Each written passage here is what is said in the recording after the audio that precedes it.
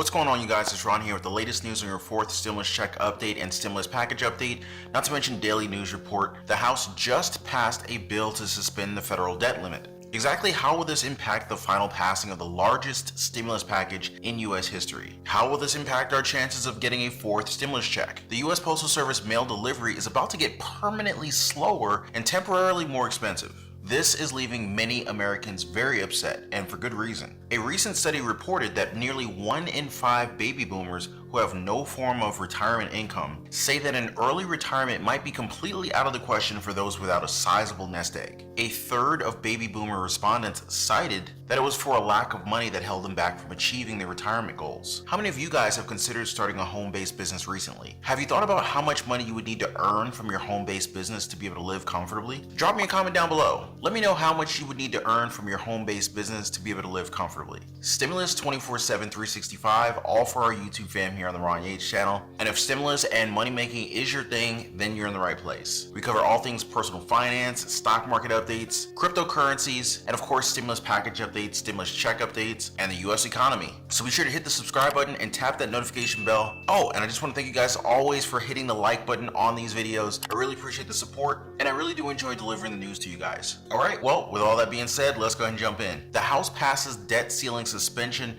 as standoff with GOP deepens. According to The Hill, it says that the House on Wednesday passed a bill to suspend the federal debt limit, largely along party lines, amid a deepening standoff with Senate Republicans over the country's immediate fiscal future. Treasury Secretary Janet Yellen has told lawmakers the United States will run out of ways to pay its bills around October 18th. Now, if Congress fails to suspend or raise the debt limit before the deadline, then lawmakers risk a default that could cost millions of jobs, it could jeopardize government benefits, and crash the financial markets. Comment down below if you're depending on Social Security or SSI to be able to cover your rent payment, your mortgage payment, just to keep a roof over your head. Lawmakers voted 219 to 212 to approve a bill that would suspend the federal debt limit through December 17, 2022, with roughly 3 weeks until the U.S. is on track to default on its national debt. Democratic Representatives Kurt Schreider of Oregon and Jared Golden of Maine, they voted against the bill, and Representative Adam Kinzinger was the sole GOP vote in favor of the measure. And I quote,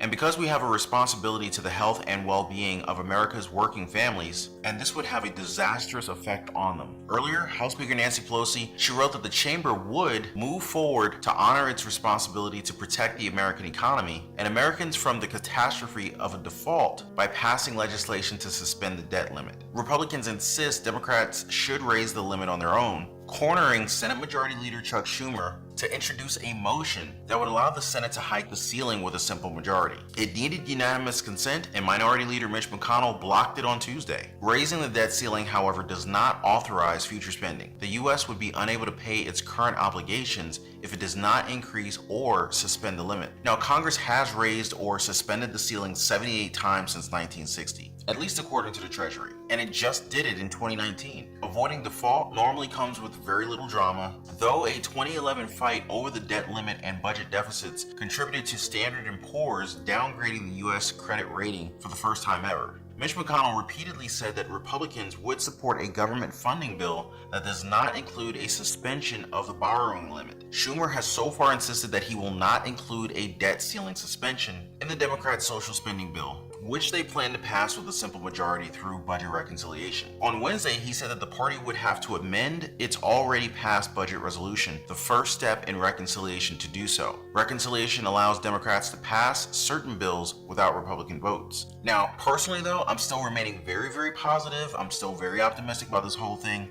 And White House Press Secretary Jen Psaki makes some very good points here. The president has in political or in terms of specific pieces of the legislation. What leverage does the president have with Democrats? In terms of getting the agenda forward? Well, I would say one, it's a hugely popular package. Each item in itself, that's why I went through some of the specifics here, has broad support among the American public. But I would also say that if you talk to most Democrats who are in Congress, most Democrats in the country, there's not disagreement about the fundamentals of what we're trying to achieve. And there is agreement that we need to address the climate crisis, that we need to cut costs for childcare, for college, that we need to make it easier for women to rejoin the workforce. We need to rebuild and modernize our infrastructure. So there's agreement on that. There's a basic discussion that needs to happen or is ongoing. We're right in the weeds of it now on what the size of the package looks like. But I will also note, and we've done this a little bit over the past couple of days, but that this package, the reconciliation package, would cost $0. So what I'm saying, the case we're making here is that there needs to be agreement on the different components. There's broad agreement on the goals. And then there needs to be agreement on what the revenue pay-fors are. There's a range of options for revenue pay-fors. Clearly, the president has laid out the different areas that he would like to invest in, and all of that needs to come together. That's where we're in the weeds on now. Is it a political problem for the president that he's having difficulty bringing together his own party? First of all, we're in the process now. The president, again, doesn't underestimate how challenging getting all of these pieces of legislation forward is. We're in the middle of it right now. And there is broad agreement about the different components of his agenda. So what he's working to do now is unify the party around the path forward.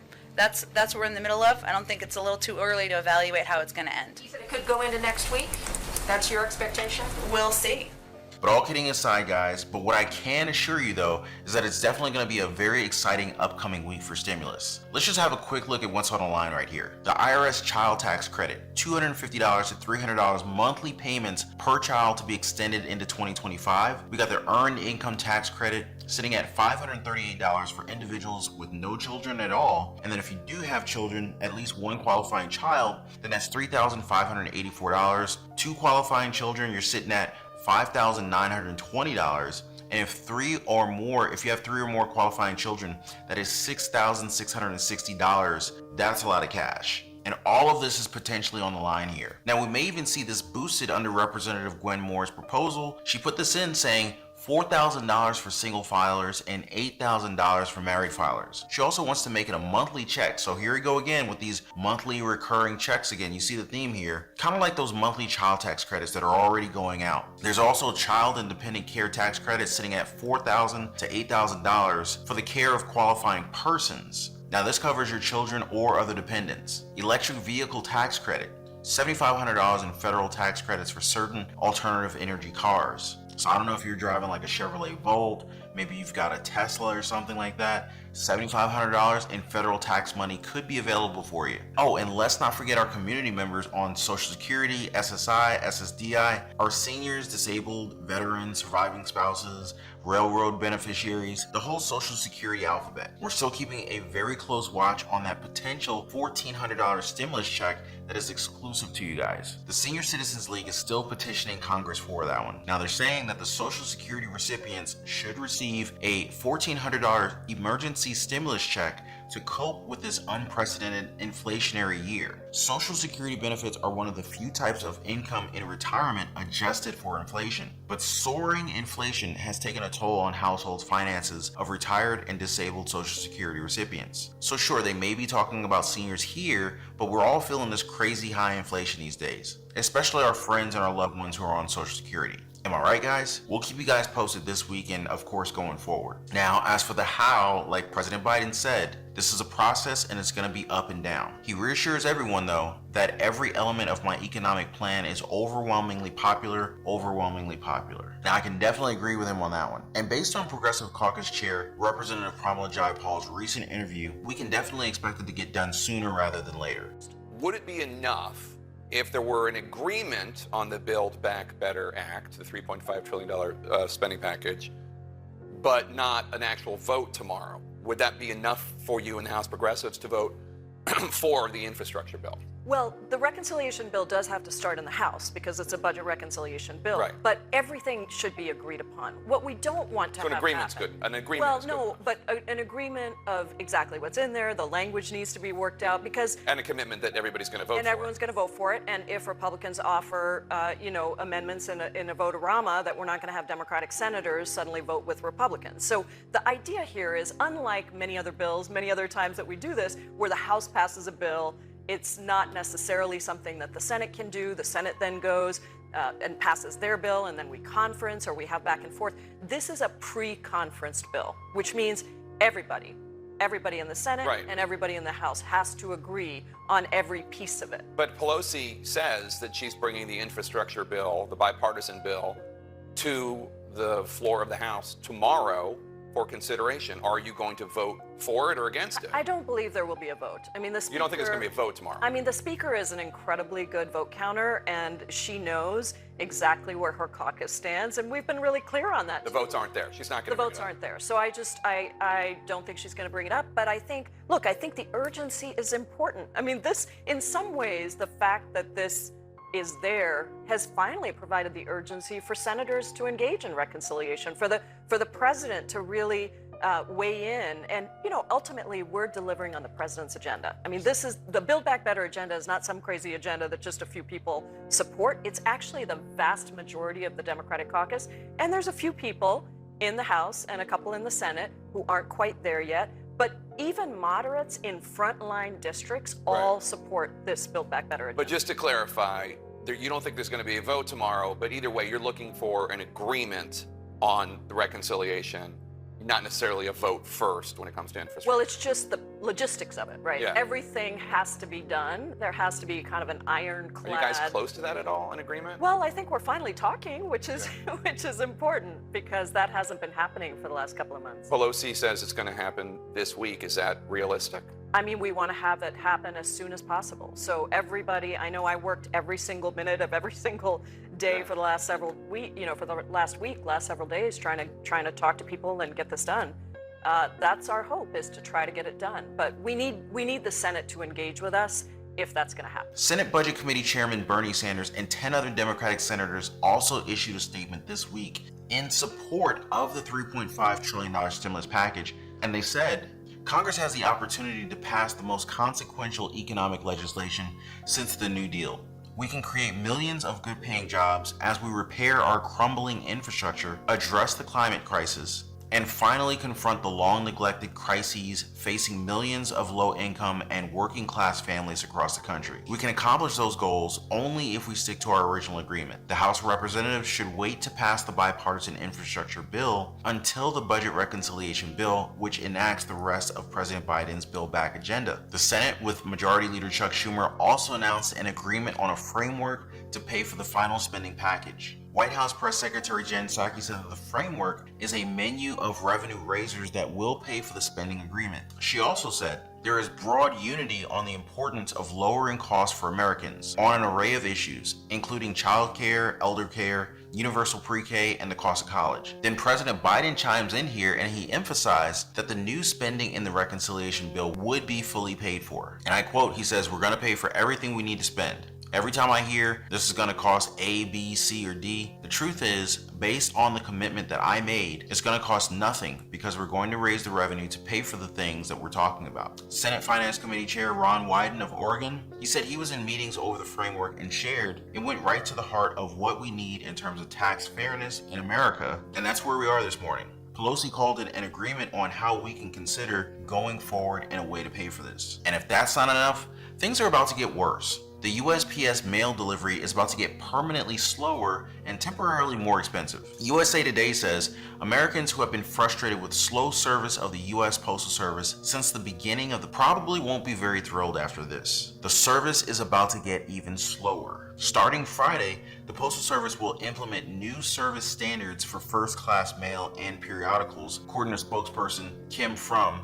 in an email to USA Today. The changes mean an increased time in transit for mail traveling long distances, such as from New York to California. Fromm said that most first-class mail, 61%, and periodicals, 93%, will be unaffected by the changes. Single-piece first-class mail traveling within the same region will still have a delivery time of 2 days. The Postal Service defines first-class mail as standard-sized letters and flats. That's different from first-class packages, which are typically used for shipping smaller, lightweight packages. Currently, first-class mail and first-class packages have the same delivery standards, but that will change beginning on Friday. The changes to service standard times are part of the Postal Service's 10-year strategic plan, which was announced by Postmaster General Louis DeJoy back in March. The plan has drawn quite a bit of criticism from elected officials. It says here, by making this change, Fromm said, the U.S. Postal Service can entrust its ground network to deliver more first-class mail, which will lead to greater consistency, reliability,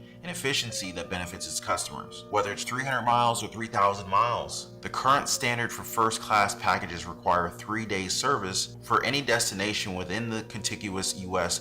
with a drive time greater than 6 hours. This is unattainable and forces us to rely on air transportation, yielding unreliable service. With this change, we will improve service reliability, predictability for customers, while also driving efficiencies across the postal network. We'll see about that, I guess. Next up, boomers are ready to retire even modestly after the... It says here, older Americans are ready to opt out of the workforce altogether, even if it means a more modest retirement, a new survey found. Now, this may actually be the reason for why we're having so many Americans not re-entering the workforce now that things have opened back up. This could also be causing the unemployment rate to be higher than what it actually is. It says here the buzzword is the Great Resignation. This comes from Peter Hershen, Senior Vice President of Account Services at Coventry Direct. He said, we are seeing more and more seniors, whether by choice or due to unforeseen circumstances, leaving the workforce, sometimes at a younger age than they originally anticipated, and just wanted to be done. Almost 4 in 5 baby boomers reported that they would rather retire at age 65 and live out their years in the modesty rather than work until age 75 and live large, according to an online survey of 1,500 Americans conducted in August